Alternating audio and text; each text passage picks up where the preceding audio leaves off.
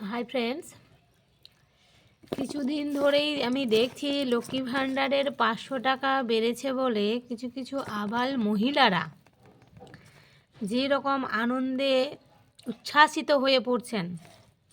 তো তাদের উদ্দেশ্যে আমি বলতে চাই যে তাদের বাড়িতে কি শিক্ষিত ছেলে মেয়ে নেই? মানে আমি বলতে চাইছি যে আপনাদের বাড়ি কি মাধ্যমিক, উচ্চ মাধ্যমিক, বিএ, বিএড, ডিএলএডের কি কোনো ছাত্রছাত্রী নেই? মানে 1500 টাকা দিয়ে কি আপনার সংসারটা কি সত্যিই ভালোভাবে চলে যাবে?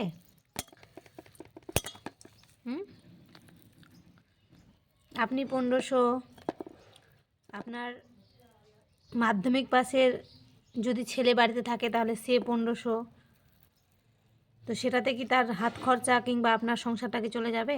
একবার ভেবে দেখেছেন? এত উচ্ছ্বাসিত হওয়ার কি আছে?